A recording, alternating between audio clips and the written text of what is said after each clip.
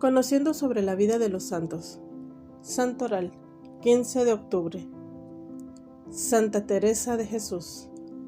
Cada 15 de octubre la Iglesia Católica celebra la fiesta de Santa Teresa de Ávila, Virgen y Doctora de la Iglesia, fundadora de la Orden de las Carmelitas Descalzas y reformadora de la vida religiosa.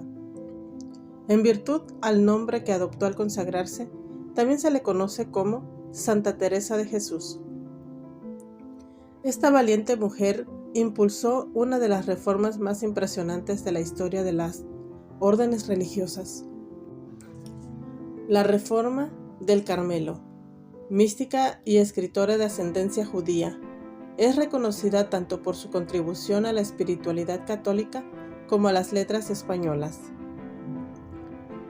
Nada te turbe, nada te espante, todo se pasa, Dios no se muda, la paciencia todo lo alcanza.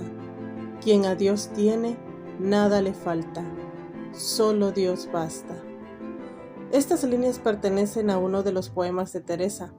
De alguna manera, son una acabada síntesis de la densidad de su obra, un auténtico itinerario espiritual, fruto de su profundo amor por el Señor Jesús.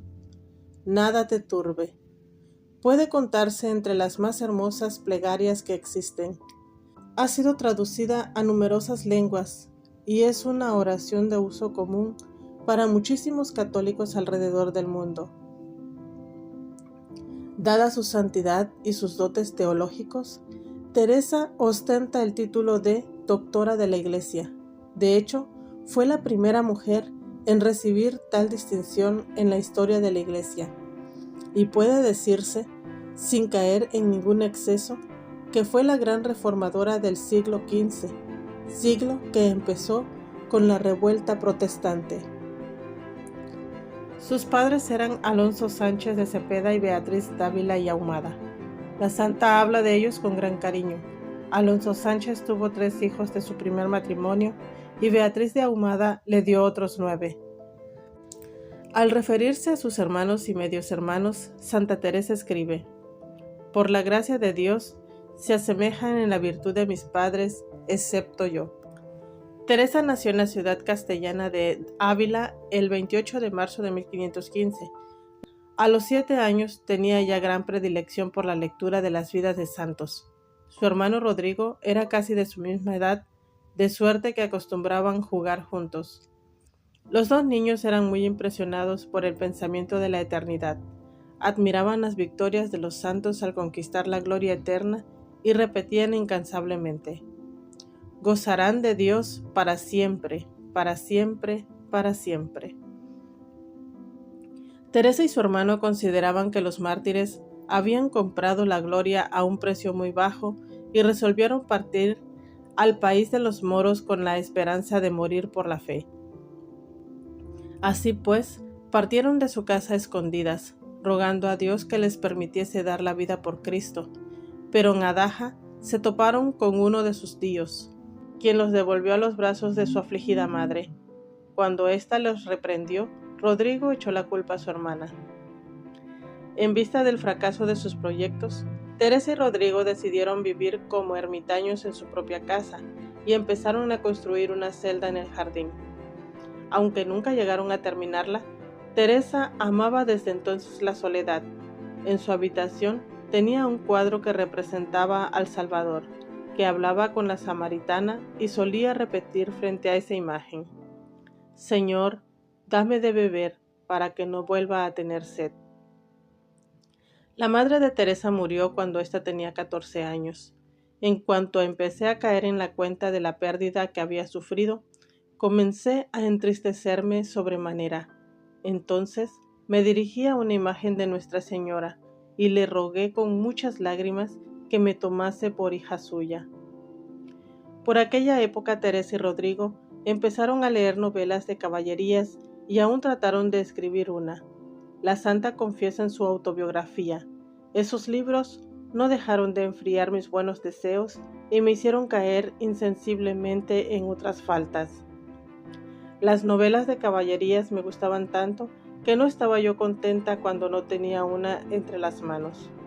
Poco a poco empecé a interesarme por la moda, a tomar gusto en vestirme bien, a preocuparme mucho del cuidado de mis manos, a usar perfumes y a emplear todas las vanidades que el mundo aconsejaba a las personas de mi condición. El cambio que paulatinamente se operaba en Teresa no dejó de preocupar a su padre, quien la envió a los 15 años de edad a educarse en el convento de las Agustinas de Ávila, en el que solía estudiar las jóvenes de su clase. Su nombre completo fue Teresa Sánchez de Cepeda Dávila y Ahumada, aunque se hizo llamar generalmente Teresa de Ahumada. A los 18 años ingresó al Carmelo y muchos años después, a los 45, buscando responder a las gracias extraordinarias que recibía del Señor, emprendió la reforma de su propia orden. Teresa de Jesús, como empezó a hacerse llamar, estaba llena de ansias de una auténtica renovación que recupera el espíritu original del Carmelo, en buena parte perdido por esos años. Los monasterios carmelitas se hallaban en su mayoría contagiados de cierto aburguesamiento y lejos de estar sometidos al mandato de Cristo. Sus puertas y ventanas dejaron pasar vientos mundanos que soplaron por pasadizos y celdas, apoderándose de muchos corazones. Así, apoyada en otro exponente máximo de la mística española, San Juan de la Cruz, amigo y director espiritual, Teresa dio inicio a la reforma carmelitana. A pesar de las incomprensiones, del rechazo inmediato de muchos, las habladurías y las falsas acusaciones, algo que llevaría a la santa a comparecer ante la Inquisición, Teresa no se detuvo en el proyecto que el Señor le había encomendado. Siempre con la orientación y guía de las autoridades eclesiales, así como de los directores espirituales que tuvo, Santa Teresa se empeñó en la fundación de nuevos conventos en los que reorganizó la vida de las religiosas de claustro, optando por un espíritu más austero, sin vanidades ni lujos. Teresa tuvo tanto un corazón apasionado como una inteligencia vivaz. Sin embargo, aún con eso, no se libró de pasar gran parte de su vida religiosa sumida en la mediocridad y el desasosiego, acentuados por enfermedades y dolencias físicas. Y cuando quiso hacer las cosas mejor, tampoco pudo evitar eso que San Juan de la Cruz llamó místicamente la noche oscura del alma. Dios permitiría que experimente todo esto en carne propia por largos periodos, aunque no sin sentido. A la mitad de sus 40, cuando Teresa por fin se dejó conducir de veras por Dios, sea a través de la oración o lectura espiritual, su interior empezó a redescubrir el primer amor al crucificado, y eso sería el primer paso. En las largas horas de contemplación de cara a su amado Jesús, Teresa empezó a experimentar éxtasis y arrebatos místicos, y contra lo que cierto prejuicio podría sugerir, jamás perdió el sentido de lo práctico ni la habilidad para atender situaciones cotidianas. Es cierto que, como la mayoría de mujeres de su tiempo, tuvo escasa educación, pero eso no pareció ser impedimento alguno para mostrar un talento y sabiduría singulares. Tal era ese saber proveniente de Dios, que personajes ilustres y poderosos se rendían ante ella y le pedían consejo. Al locutorio acudieron obispos, autoridades y miembros de la nobleza. Muchos de ellos, en gratitud, se hicieron sus cooperadores. Cierto caudal de recursos materiales y financiamiento a su reforma empezarían a llegar. Dentro del corazón de Teresa se iba confirmando eso que ella definió alguna vez como el llamado dentro del llamado.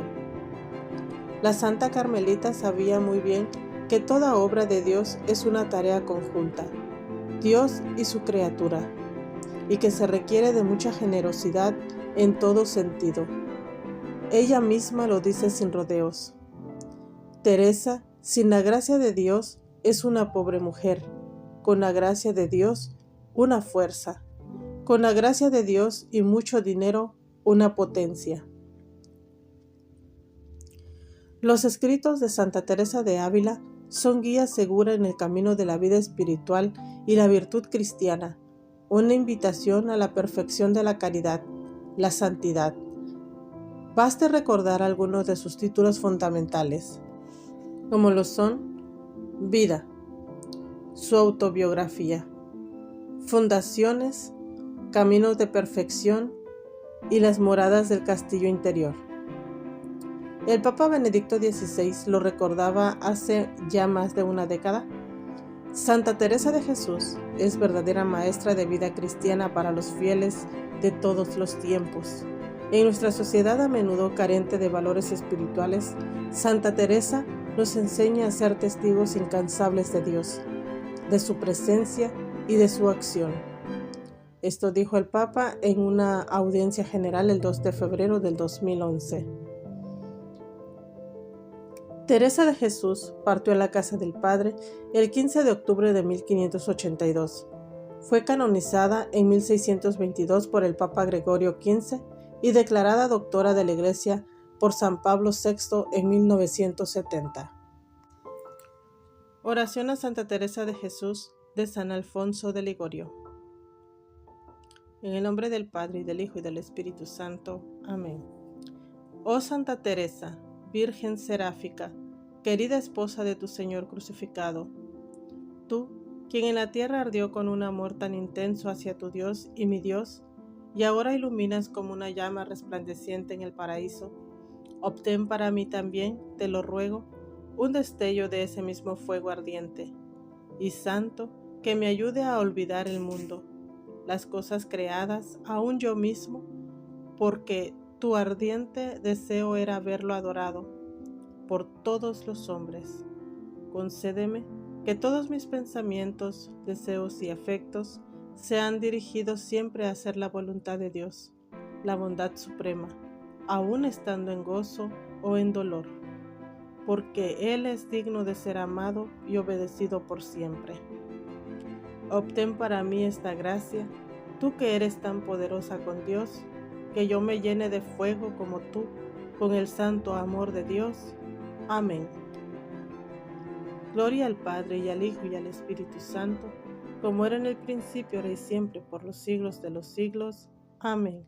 Santa Teresa de Jesús, ruega por nosotros.